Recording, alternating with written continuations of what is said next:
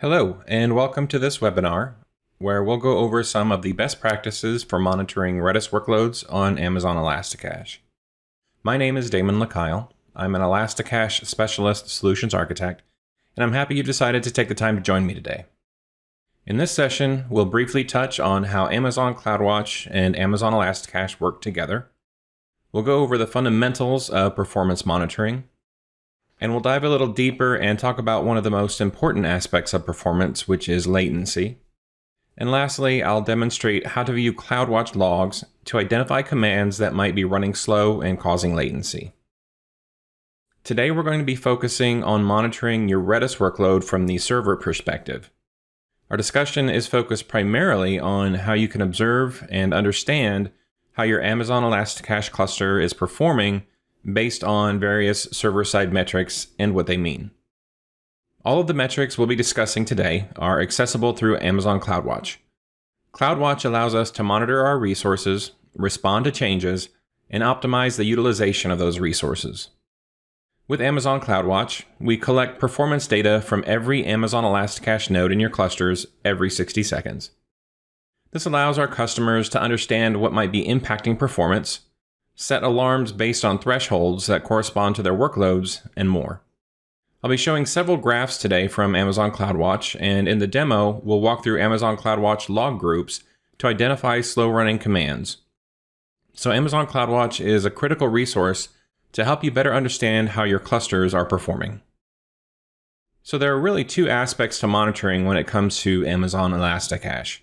The first aspect is from an availability perspective. Amazon ElastiCache is a fully managed service, which means our customers don't need to monitor for node failures, if replicas are in sync with the primaries, and so on.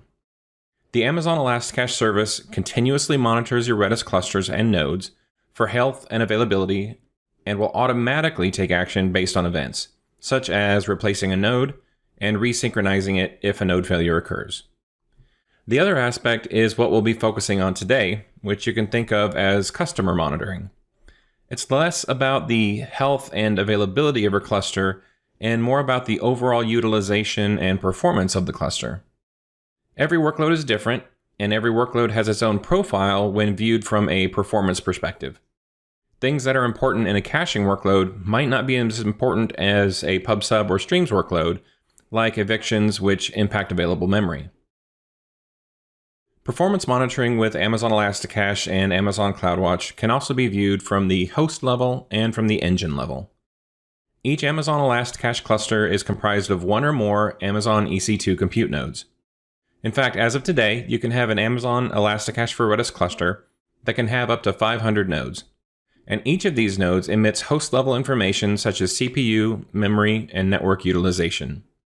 These metrics are important even if you're not using Amazon ElastiCache. Now, since ElastiCache is running on these nodes, these metrics can have an impact on the Redis engine. The second set of metrics is derived from the Redis engine itself. We can observe metrics related to CPU and memory efficiency, but we can also get details that are specifically tied to Redis, such as command execution latency within the engine, how data replication might be impacting overall performance, and so on. Again, ElastiCache performance monitoring is more about understanding how your cluster nodes are performing, which can and sometimes does have an impact on how well your application performs. If your nodes are overutilized, you want to know so that you can either scale up or scale out to improve performance. Conversely, if your nodes are underutilized, you want to know so that you can either scale down or scale in to save money.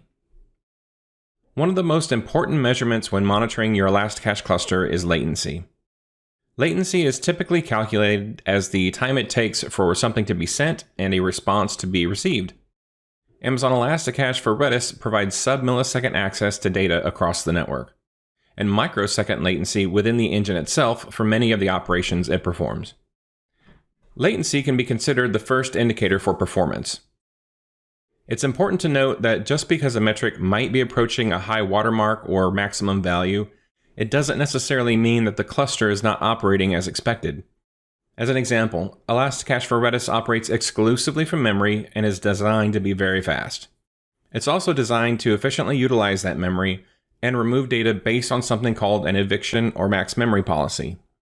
So in a caching use case, you typically want to make maximum use of memory to store the results of pre-computed queries. This means that operating at the top end of memory utilization is actually a desired state in some use cases. It doesn't necessarily mean there is a problem. Latency can still be very low, even if memory usage is very high. Now conversely, even if key metrics are not trending high, you can still experience latency. As an example, memory utilization might be low, and network utilization might be low. But if you're running commands that have a high time complexity associated with them, then you might notice a high CPU utilization, but nothing else. As another example, and this can easily happen, it's that ElastiCache for Redis is processing data so fast that it can utilize 100% of the available network capacity. In this scenario, memory and CPU might be low, but network utilization could be high. Now, before we move into the major components of performance monitoring, I wanted to point out that Amazon ElastiCache emits some very useful metrics about latency associated with the commands that are executed. You can see some of them here, and you'll notice a pattern is that they all have the term commands latency associated with them. These metrics are very helpful when investigating poor performance from an application or client perspective. These values measure how long it takes in microseconds to execute the associated commands. So if you know your workload well, you may want to set some CloudWatch alarms on these metrics. For instance, you might see a high value associated with eval-based commands latency, and that's associated with Lua scripts running on the server. Lua scripts can be useful when you want to run logic on the server where it's close to the data, rather than processing it on the client. However, Lua scripts will typically run until they're completed execution. And since Redis is single-threaded, a Lua script can block the Redis engine from running any other commands until it finishes. So two of the most helpful metrics you can look at are set-type commands latency and get-type commands latency.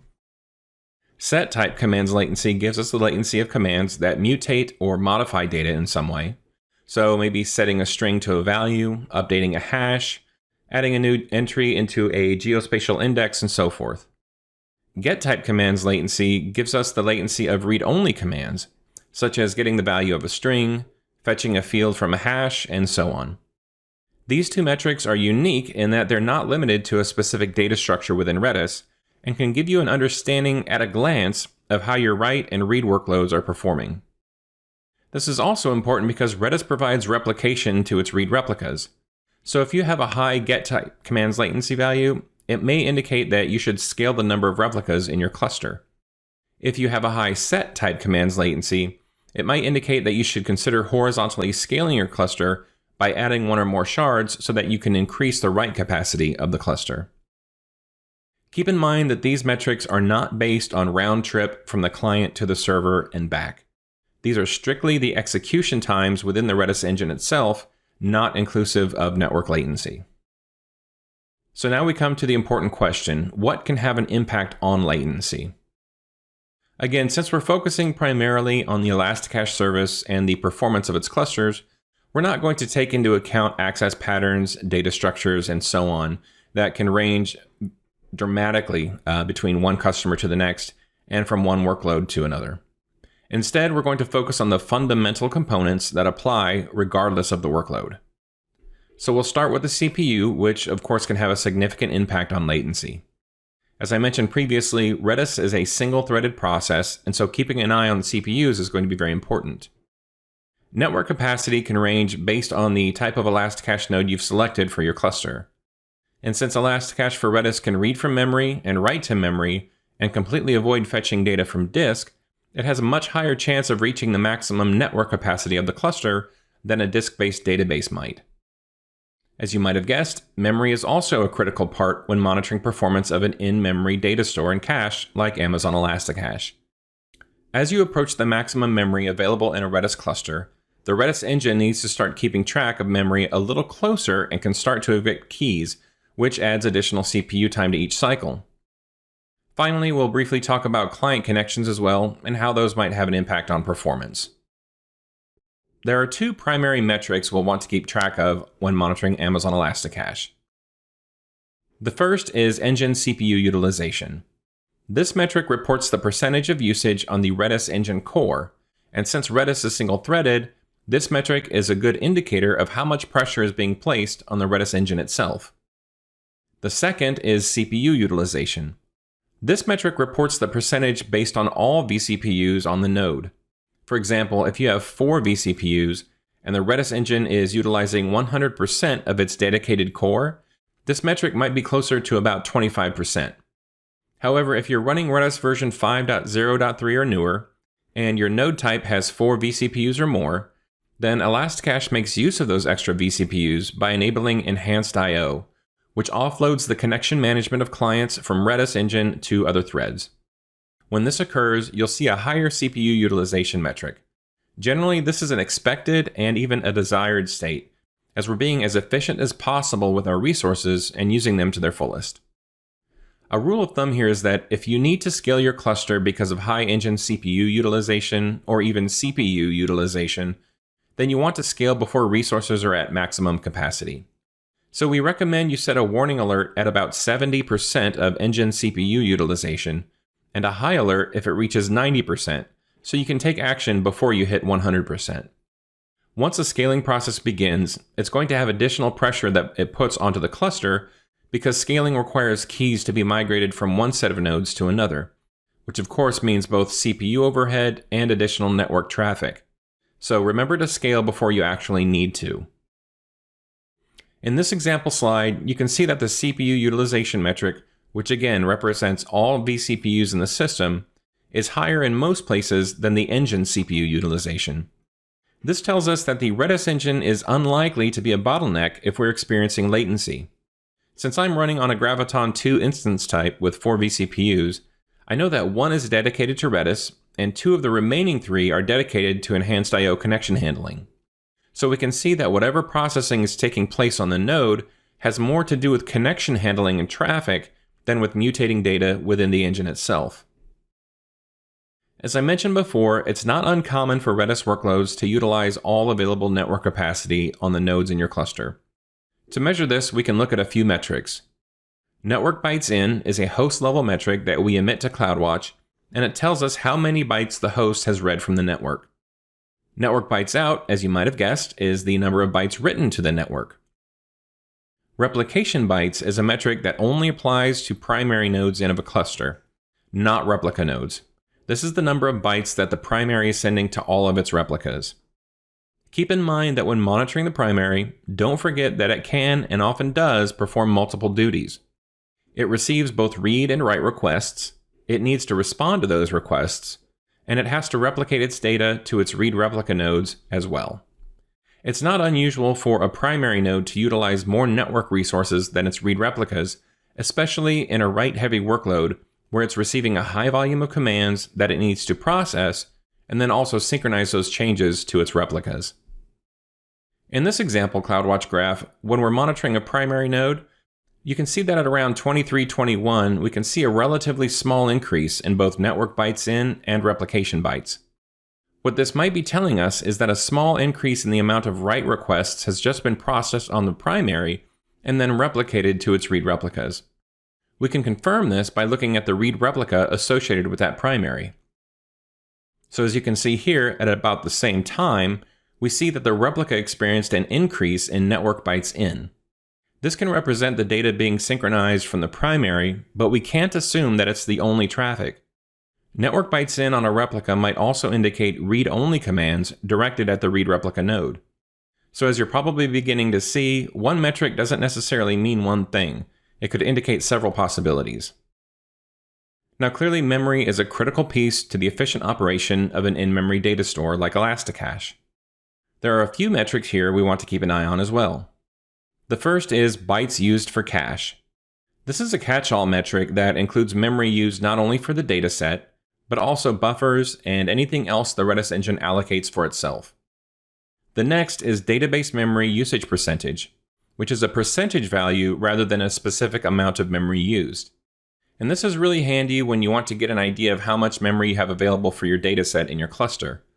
As it nears 100%, Redis will start to evict data based on the max memory or eviction policy that you've selected. And relatedly, we can actually count the number of evictions that occur. If you have a high rate of evictions, it might indicate that you haven't allocated enough memory for the cluster. If that's the case, you can either scale your cluster out to increase the total amount of memory in the cluster by adding another shard of the same size, or you can scale your cluster up to a larger instance type, thereby increasing the amount of memory each node has. Swap usage is a host-level metric that indicates how much swap space is being used on our ElastiCache nodes. We want this value to be as low as possible and ideally 0, but it shouldn't ever exceed 50 megabytes. A high value for this metric indicates that your node is running out of memory and needs to use disk space as temporary memory. This might occur when a snapshot backup needs to start, but the cluster is already at 100% memory capacity. Anytime swap space is used on a host, it can decrease the performance because we're now interacting with a much slower disk subsystem and no longer operating exclusively from memory. To reduce the chance of using swap, you can increase a value in your cluster parameter group called reserve-memory, or reserve-memory-%.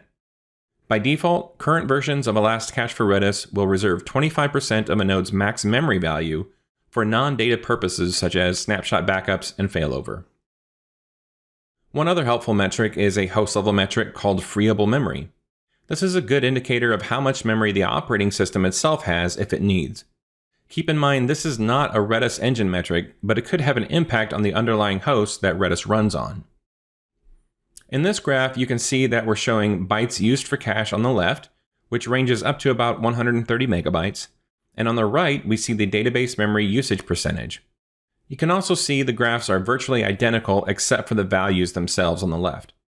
Based on the instance type I've selected, 130 megabytes is just over 1% of the memory available for the database. Connection management is also important in the performance of your cluster. There are two primary metrics to monitor here. The first is cur connections. This represents the number of concurrent and active connections registered by the Redis engine. Keep in mind here that Redis has a limit of 65,000 concurrent connections on each node. So if we see a constant increase in this metric, it may eventually lead to the exhaustion of available connections. The second is new connections. This is different than cur connections in that it represents connections that have been accepted by Redis during a specific time period, but may not necessarily be active any longer. As an example, we might receive 10,000 new connections during a 1-minute time period, but we might never reach 2,000 concurrent connections because they may have opened and closed rapidly at different times. We need to also keep in mind that creating connections has a certain amount of overhead for both the client and the server. A high volume of new connections rapidly opened and closed may have an impact on the node's performance. So as a best practice, it's recommended that your clients reuse existing connections where possible by implementing connection pooling in your client of choice. This is going to help reduce the chance of reaching the maximum number of connections and will also reduce unnecessary processing on the server. In this graph, we can see an example where the number of new connections is clearly much higher than cur connections. This graph shows that at one point, we created over 16,000 new connections in 1 minute. But the total number of simultaneous active connections never exceeded 1,000 or 2,000 total. In addition to all of the metrics we can monitor with Amazon CloudWatch, it's also a good idea to get a standard baseline of performance from your cluster. There are a few utilities that are available with Redis that can help you understand what kind of performance and latency your cluster is capable of, and both of these are open source, and you can run them on any of your Amazon EC2 nodes that have access to your ElastiCache for Redis cluster. The first one is built into the Redis CLI command line utility, and it allows us to test for response latency between an EC2 node and the cluster. Here I stopped it after about 84 tries. The maximum it ever reached was 1 millisecond, with an average of less than half a millisecond latency. Keep in mind that the location of your client compared to the location of your server is going to have an impact on latency here. So if your client is located in one availability zone, and your server or node is located in a different availability zone, this is going to increase latency compared to having them both run within the same availability zone. You can also download the utility Redis Benchmark. This is a pretty neat tool, and it's really flexible in what it can do. In this example, I'm just telling it to run the set command 100,000 times in a row as fast as it can. The default payload size here is 3 bytes, but you can change that. This isn't exactly a real-world use case, so when you run this, Try to use values that approximate what you'll be doing in production. In this simple example with a modest client node, you can see we've completed about 100,000 requests in just under 2 seconds, and over 99% of the requests completed in under 1 millisecond. ElastiCache nodes can provide substantial network capacity, CPU, and memory, but in addition to that, remember that you can scale horizontally. The last test I saw with 250 nodes, the ElastiCache for Redis cluster achieved over 9 million writes per second and over 40 million reads per second.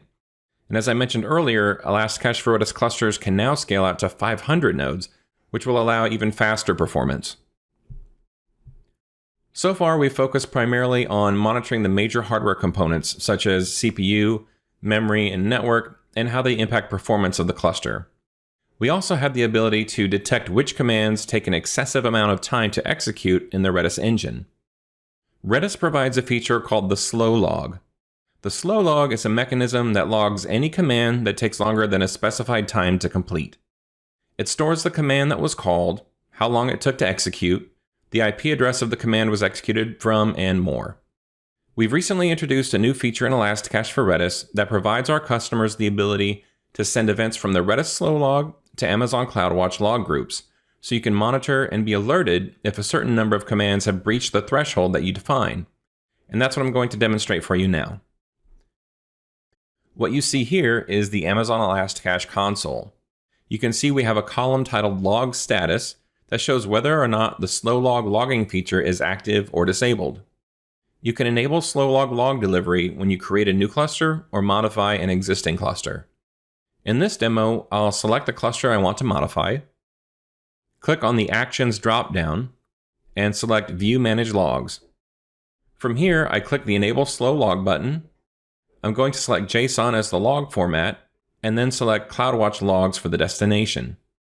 Now I have a choice of creating a new log group or selecting an existing one.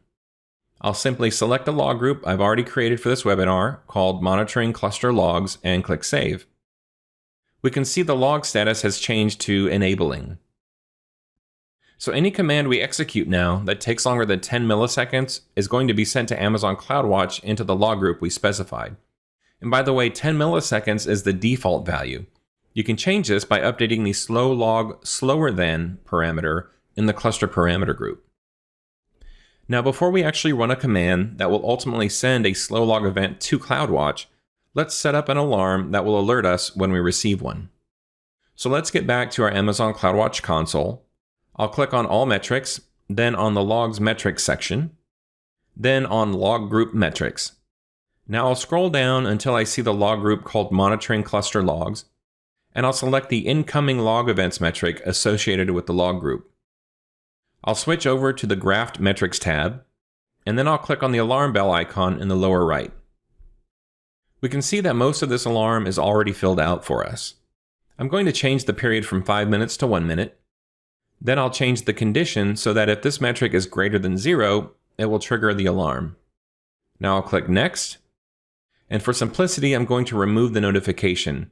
But keep in mind you can be notified if an alarm goes into an alarm state by using SNS topics. I'll scroll down and click Next. And finally, I'll name this the slow log alarm and click Next. We get a preview of my alarm, so I'll scroll down now and click Create Alarm. Now that we've set up log delivery, and in addition, we've also set up a CloudWatch alarm to alert us if a command was registered in the slow log, let's go test it out. So now we're in the Redis CLI, and I'm going to run a command that you should not actually run in production, but I'm doing it here so that you can see the impact of it.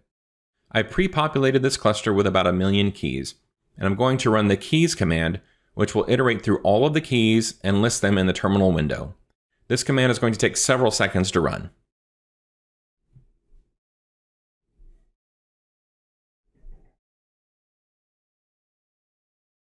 Okay, so we can see that it took far more than the threshold of 10 milliseconds. So let's go over to Amazon CloudWatch to review the result. So now we're in the Amazon CloudWatch console. I'm going to click on Log Groups under the Log section on the left and scroll down to the log group I selected earlier, which is Monitoring Cluster Logs. You can see the log streams we have, and take note here that you can have multiple ElastiCache clusters delivering logs to the same log group if you want. I can click on the log stream that I want to see, and I'll get to see the most recent slow log events that were delivered to CloudWatch from ElastiCache. So let's expand the latest entry. So now we have a really good view of what's going on inside the Redis engine in terms of any commands that are causing high latency. Here we can see the IP address of the client, that it executed the keys command, and that it took almost half a second to run. So what about the time we saw in the Redis terminal? It probably took a while to transfer the names of 1 million keys over the network, but that has nothing to do with how fast the Redis engine took to iterate over the keys. The highest latency here clearly was on the network, but it's important to note that the keys command itself took almost half a second to execute within the engine, and during that time, no other commands would have been able to run on that node. So what about that alarm that we created earlier? Let's go see what that looks like. We can click on the In Alarm link on the left, and here we can see that the alarm we created is in the alarm state. So to recap, not only do we have host and engine level metrics to monitor through Amazon CloudWatch, but we also have the ability to log slow running commands into Amazon CloudWatch as well, which can give us valuable insight into what might be causing latency in our clusters and applications. So I hope this webinar has been helpful and that you feel confident and want to try this out for yourself by following the steps I just showed. So with that, I'll say thank you for attending, and I'll hand it back to our host.